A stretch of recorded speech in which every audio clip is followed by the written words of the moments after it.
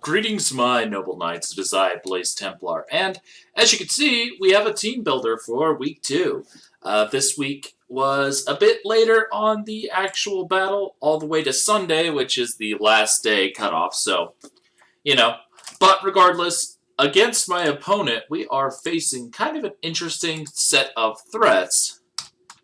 And I'll go ahead and pull that up right now because I, for the life of me, am having trouble remembering exactly what it is. Anyway, I'm going up against the Colorado Mammoth Swines, who has a Hoopa, Virizion, Arcanine, Claydol, Flygon, Jolteon, Lycanroc, Day, Riombi, Savali, Sneasel, and Vaporeon, with the Z users being Hoopa and Virizion.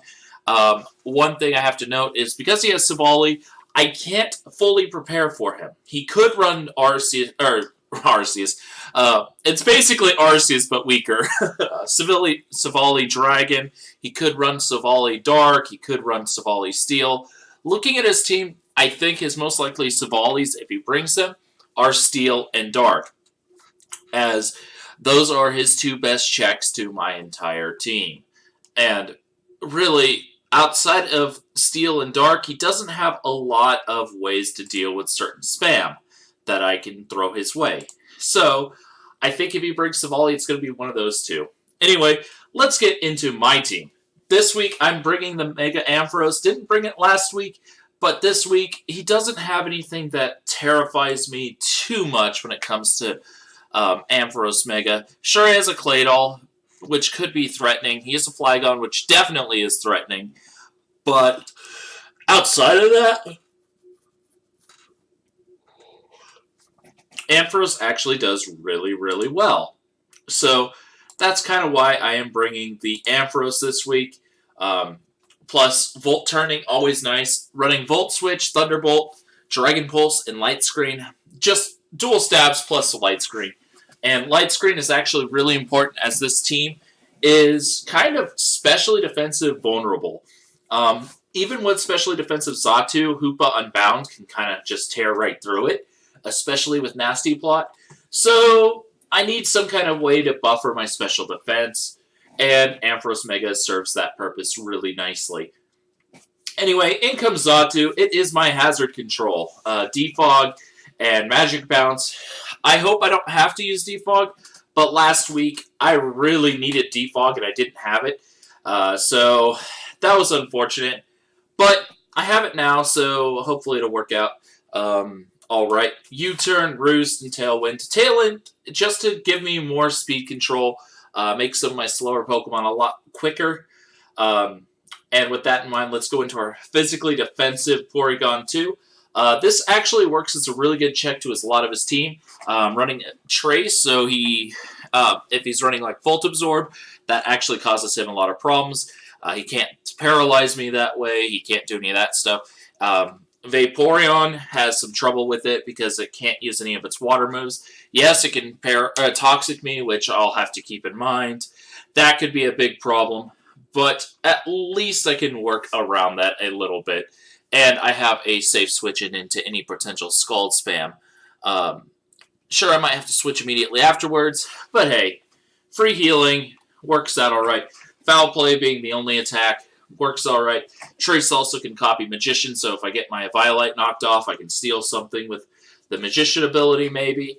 It just Intimidate with Arcanine, trace that, and force Arcanine to eat an Intimidate of its own. Really just serves a bevy of checks. So Trace really was the best ability here, as copying all of his abilities really quite annoying and just helps me out immensely.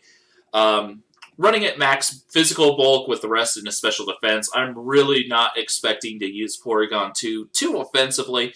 Thunder Wave and Foul Play will probably be the two moves I use the most with Trick Room. If it's early game before I get like a lot of Thunder Waves off and stuff, or if I just want to get a low whack in safely and hit hard. Ugh. I apologize. As you can probably tell, I'm a little exhausted. I'll probably down a 5-hour before the battle, just so I'm alert, because I am so tired. Anyway, next on the list is Cloister, and this spread looks a little weird, only running 20 speed EVs on a Shell Smasher, but this actually outspeeds any non-scarfed high threat Pokemon or like Quiver Dance Riombi, which a +1 Quiver Dance Riombi or a Choice Scarf Jolteon, if they're running the speed natures, Cloister at max speed cannot outspeed. So instead of trying to beat a speed tier I obviously can't reach, I'll just run 20 speed EVs, and after a Shell Smash that beats his entire unboosted team, maximizes my bulk, and allows me to hit as hard as possible. Vaporeon is the biggest problem to Cloister. Rock Blast after +2 is a close, like 98% chance of an OHKO, or 2-hit KO. Not OHKO, I wish it was. Liquidation, nice for hitting things like the Arcanine and so forth. Ice Shard deals with the Flygon just so cleanly, especially after the Shell Smash. So I can relatively safely just Shell Smash on the Flygon, White Herb clear, and then Ice Shard it into Oblivion. Or go for a second Shell Smash, depending if I think of a Vaporeon's coming in or the Arcanine's coming in. Because at a +2 or +3, Rock Blast will completely rock Vaporeon's world. I'm sorry, I really am. I apologize, that was bad. That's like Jay Witt's bad. I'm so sorry. Anyway, next on the list is Honchkrow, and I'm running Flynium Z. I thought about running Z Snatch as +2 speed. Honchkrow outspeeds pretty much everything on his team, and it hits incredibly hard. But I was looking at it a little closer. Getting safely set up with Honchkrow is going to be very difficult this week, and the Jolly Honchkrow with the Flynium Z can completely rock some Pokemon, just obliterate them. And I'm liking the word rock today, apparently. I guess Rock Blast is rubbed off. Anyway, Flynium Z, Brave Bird just demolishes the vast majority of his team. Brave Bird helps, Sucker Punch, always nice, Roost, of course, and then Pursuit to capture the Hoopa. If it decides it wants to retreat, it's going to die. At +1, even physically defensive, Hoopa dies to Pursuit, even if it decides to stay in. So, really, Pursuit serves a lot of purposes. He doesn't really have anything to take dark attacks outside of Virizion, and it doesn't want to eat the Brave Bird, so it works out alright. And last but not least is the Alolan. Alolan, wrong Pokemon. Alolan is a pretty cool Pokemon with its Fire Ghost.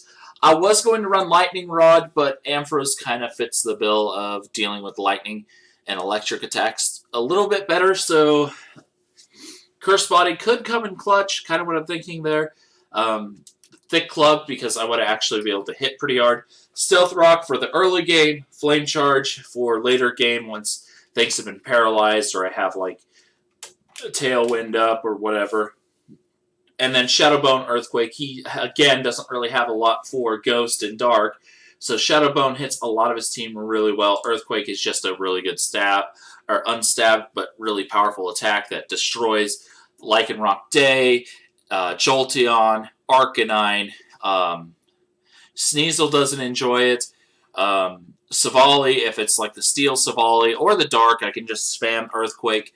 Vaporeon doesn't enjoy it. I mean, I'd rather use Shadowbone on that, obviously, but there's a lot of things that it hits incredibly hard, and the things that don't take Earthquake, like the Claydon Flygon, do not enjoy Shadowbone. So after one Flame Charge, it'll outspeed some of the things that are on the slower end anyway, and if I can get 2 Flame Charges off, like 1 Flame Charge at the beginning of Trick Room maybe, and then Flame Charge again on the last turn of Trick Room, possibly, pretty much outspeed his whole unboosted team.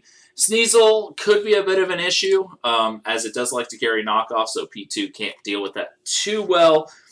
But if he's doing that, he's probably running Pickpocket. It's probably Sneasel's best ability, if I remember correctly. So I can Pickpocket whatever Sneasel has, steal that, and if it's Scarf, well, it puts it in a slightly difficult situation since then Cloyster will outspeed with a speed boost, with a shell smash. So, yeah. Again, that trace ability going to be really handy, I think, this week. He could, of course, not run Pickpocket, but regardless, I think that's probably the best thing.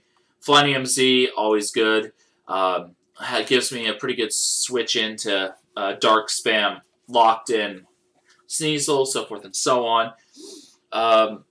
So I do have some vulnerabilities this week, obviously, but I think I am abusing his vulnerabilities quite a bit too with this team, so hopefully it goes well. But I will see you on the actual battle, which will be later on today, I would assume. Until then, goodbye.